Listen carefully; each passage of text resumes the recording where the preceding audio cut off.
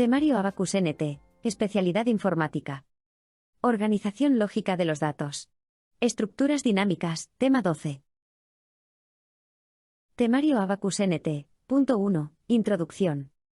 La información en la sociedad actual es un aspecto relevante en múltiples ramas del conocimiento, incluyendo la biología genética, la física cuántica, la divulgación científica y por supuesto la informática, Internet y el tratamiento de la información. Cada día, se intercambian unos 2,5 billones de bytes de datos. Se estima que el 90% de los datos existentes en el mundo actual se han generado en el curso de los últimos 2 años. Este diluvio se conoce como Big Data. Sin embargo, este tremendo gigante en el que se apoya la sociedad moderna, requiere de estructuras de datos y programas que los manipulen de forma eficiente. Según el autor y Daniel Liang, en su libro Introduction to Java Programming and Data Structures, Comprehensive Version, 2017, elegir la estructura de datos más adecuada es, junto con el diseño del algoritmo, la clave para desarrollar software con un buen rendimiento. Temario Abacus NT, punto 2, organización lógica de los datos. 2.1. Descripción de datos. Un dato puede identificarse de forma directa dando su valor, o bien asignándole un nombre con el que vamos a reconocer ese dato. Hay que ver también si ese valor va a mantener fijo su valor a lo largo del problema o bien se va a mantener constante durante todo el proceso. Podemos por tanto encontrar datos literales y asociados a un identificador. Literales. Un literal es la expresión de un valor de un tipo de dato. Por ejemplo, son literales nombre, 5a. Son, por tanto, valores fijos. Variables. Una variable representa un conjunto de posiciones de memoria que tienen asociado un nombre, identificador, y un valor, contenido, de un determinado tipo. Para utilizar una variable normalmente hay que declararla primero, asignándole un nombre y un tipo de dato. Constantes. Una constante es un dato cuyo valor se declara al principio del programa, y no variará a lo largo del algoritmo. Igual que las variables se asocia un nombre al valor de la constante. 2.2. Tipos de datos. 2.2.1. Tipos simples y compuestos. Los tipos de datos utilizados en los diferentes lenguajes de programación se pueden clasificar en tipos simples y en tipos compuestos. Los tipos de datos simples o primitivos no están compuestos de otras estructuras de datos. Los usados más frecuentemente en casi todos los lenguajes son enteros, reales o carácter. Los datos simples tienen como característica común que cada variable representa a un elemento. Los tipos de datos compuestos o estructurados de datos están construidos basándose en tipos de datos simples. El ejemplo más representativo es la cadena de caracteres. Los datos estructurados tienen como característica común que un identificador puede representar a múltiples datos individuales, pudiendo estos ser referenciados individualmente. Las estructuras de datos se pueden dividir según su modo de almacenamiento en internas, se almacenan en memoria interna, estas a su vez pueden dividirse en externas, se almacenan en la memoria externa del ordenador, ficheros y bases de datos. Las estructuras de datos internas pueden a su vez clasificarse en estáticas, el tamaño ocupado en la memoria se define antes de que el programa se ejecute, y no puede modificarse durante la ejecución del programa. Están implementadas en casi todos los lenguajes y son los registros, ficheros y matrices. Dependiendo del tipo de dato pueden ser o homogéneas, todos los subelementos son del mismo tipo, arrays o matrices. O heterogéneas, los subelementos contienen datos de distintos tipos, registros. Dinámicas, el tamaño de la estructura se va modificando conforme avanza el programa, es decir, su tamaño cambia en tiempo de ejecución. O lineales, listas, pilas, colas. O no lineales, árboles y grafos. Punteros, los tipos de datos puntero a apuntadores almacenan direcciones de memoria que a su vez indican la posición de otras estructuras de datos o funciones del programa. Muy relacionado está también el concepto de tipo de dato abstracto, que es un modelo matemático compuesto por una colección de operaciones definidas sobre un conjunto de datos para el modelo, por ejemplo, el TDA cadena. El siguiente esquema muestra una clasificación de los tipos de datos más comunes. Fig. 1. Tipos de datos. Temario Abacus NT. Punto 3. Estructuras dinámicas. 3.1. Listas. 3.1.1. Definición. Las listas son secuencias de 0 o más elementos del mismo tipo abstracto de dato. Son estructuras lineales donde cada elemento de la lista tiene un único predecesor, excepto el primero, y un único sucesor, excepto el último. Al número de elementos de la lista se le llama longitud, y decimos que la lista está vacía si tiene 0 elementos. Al ser un tipo de dato dinámico, se pueden añadir nuevos elementos o suprimirlos en cualquier posición. 3.1.2. Declaración. En lenguaje mnemotécnico o pseudocódigo sería algo así. Menor que identificador mayor que nodo. Contenido, menor que tipo de objeto mayor que. Siguiente, nodo. Nodo. Nótese que únicamente definimos un nodo con capacidad de apuntar a otro. Dinámicamente iremos creando la lista reservando memoria para los nodos a medida que los necesitemos crear. 3.1.3. Estructura. Dependiendo del tipo de lista, los elementos se enlazan mediante al menos un apuntador a la dirección de memoria del siguiente elemento. Para simplificar las operaciones sobre la lista se pueden añadir un nodo vacío, solo apuntadores, sin contenido, como cabecera de la lista y otro como cola de la lista. De esta forma las operaciones de inserción y borrado no tienen que estar comprobando estas posiciones en particular. 3.1.4. Operaciones. Las operaciones que se pueden realizar sobre una lista son: inserción, de un nuevo nodo. Borrado, de un nodo existente. Búsqueda de un valor concreto. Recorrido completo de la lista. Borrado completo de la lista. Tipos de listas. Listas contiguas.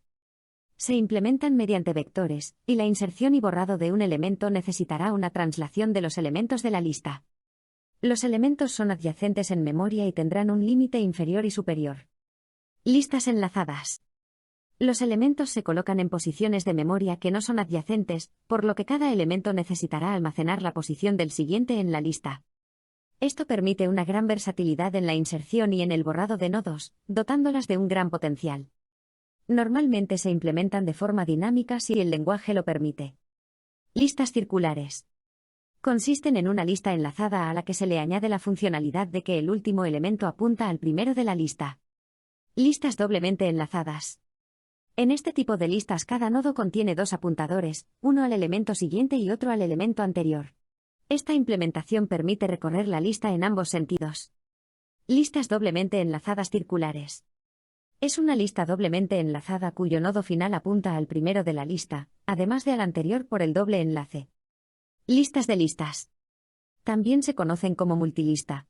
Formado por una lista enlazada, en la que cada nodo puede apuntar además de al siguiente nodo puede apuntar a una nueva lista enlazada. Pilas. Las pilas son listas con estructura LIFO, Last Input, First Output, y están diseñadas para recuperar sus elementos en orden inverso a como se introdujeron. Tanto la extracción como la inserción de elementos en la pila se realizan por la parte superior, por lo tanto, solo se puede acceder al último elemento insertado. Las operaciones que se pueden realizar con una pila son: crear, destruir. Top, devuelve el tope de la pila sin borrarlo. Pop, elimina el tope de la pila. Push, inserta un nuevo elemento en la pila. Colas. Una cola también es una estructura de datos lineal de tipo FIFO, First Input, First Output, donde las inserciones se realizan siempre por un extremo y el borrado siempre por el otro. Las operaciones que se pueden realizar con una cola son: crear la cola, destruir la cola, poner en cola, inserta un elemento. Frente, devuelve el primer elemento de la cola sin eliminarlo. Quitar de la cola, elimina el primer elemento de la cola. Vacía, pregunta si la cola está vacía. 3.2. Árboles. 3.2.1. Definición. Un árbol es un tipo abstracto de datos, TDA, ampliamente usado que imita la estructura jerárquica de las ramas. Un árbol se representa invertido, de forma que existe una relación jerárquica, y un único nodo principal, denominado raíz, precede a todos los demás a los que se denomina hijos. Más formalmente, un árbol es un grafo conexo, acíclico y no dirigido. De forma recursiva. Existe un único nodo especial denominado raíz del árbol. Dicho nodo se define como el único que no tiene padre. Los nodos restantes se dividen en m mayor que igual 0 subconjuntos distintos, a 1,a22.am, cada uno de los cuales es a su vez un árbol y son denominados subárboles de la raíz. 3.2.2. Estructura. La relación jerárquica existente en un árbol se establece gráficamente mediante un arco del nodo padre a cada uno de sus hijos. De esta forma se distinguen los siguientes tipos de nodos. Nodo raíz, el único nodo del árbol sin padre, sin ascendente. Nodo hoja, no tiene descendientes, también se conocen como nodos terminales. Nodos intermedios, aquellos que no son ni raíz ni hoja. En un árbol además tendremos las siguientes definiciones. Denominamos grado de un nodo al número de hijos que tiene un nodo. Longitud de camino de un nodo, número de arcos que deben ser recorridos hasta llegar a él, pasando por la raíz.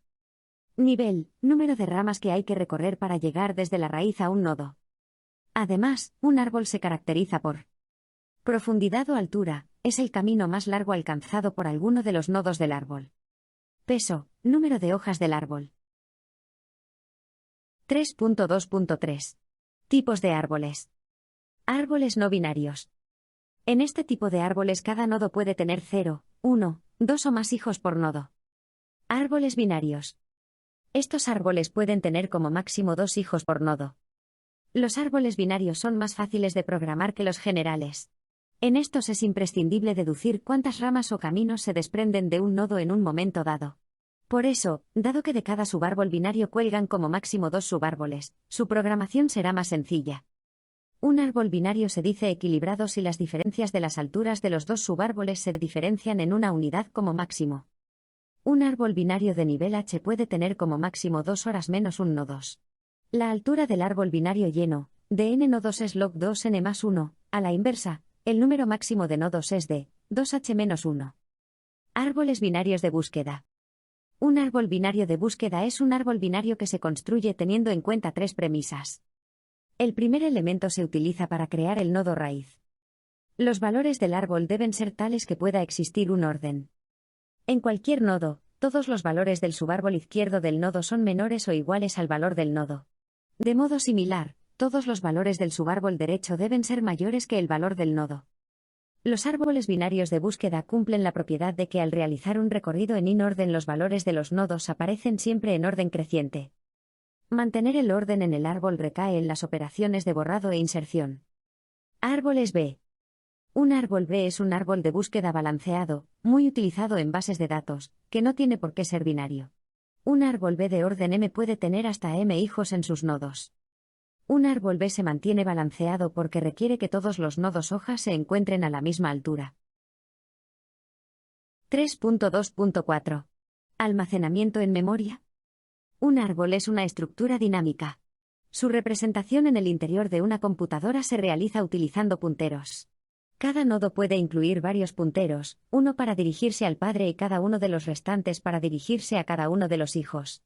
Esto permite moverse con gran facilidad dentro del árbol en cualquier dirección, pero representa el inconveniente de que el número de punteros para cada nodo no es fijo y puede ser excesivamente grande. Normalmente se utiliza otra estructura con solo 3 punteros por nodo, uno para el padre, otro para el primer hijo y el tercero para el siguiente hermano. 3.2.5. Operaciones. Recorrido sobre un árbol. Una vez creado un árbol, la mayoría de las operaciones que podamos realizar sobre él requieren conocer qué elementos tiene, por lo que hay que recorrerlos. Se denomina recorrido de un árbol al proceso que permite acceder una sola vez a cada uno de los nodos del árbol. Existen métodos que realizan un recorrido exhaustivo del árbol y proporcionan como resultado una lista de nodos del mismo. Vamos a ver los 3 más importantes. Recorrido en preorden, listamos la raíz del árbol y si existe, listamos el subárbol izquierdo recursivamente en preorden y a continuación si existe, el subárbol derecho recursivamente en preorden.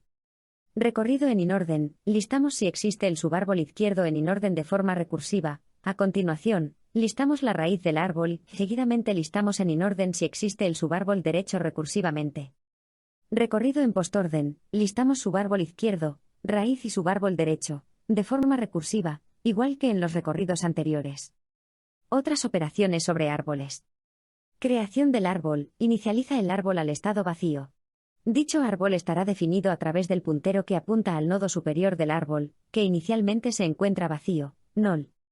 Construcción del árbol, Este procedimiento irá introduciendo nodos el árbol de forma equilibrada o no según el tipo de árbol a partir de una información dada, por ejemplo, una lista. Búsqueda de un nodo. Localiza el nodo con el recorrido indicado, inorden, preorden, postorden. Inserción de un nodo. Primero localiza dónde insertarlo dependiendo del tipo de árbol. Borrado de un nodo, dependiendo del tipo de nodo a insertar, si es una hoja o no, y del tipo de árbol, utilizará algoritmos diferentes, ya que en caso de no ser hoja será necesario reequilibrar el árbol. 3.3. Grafos.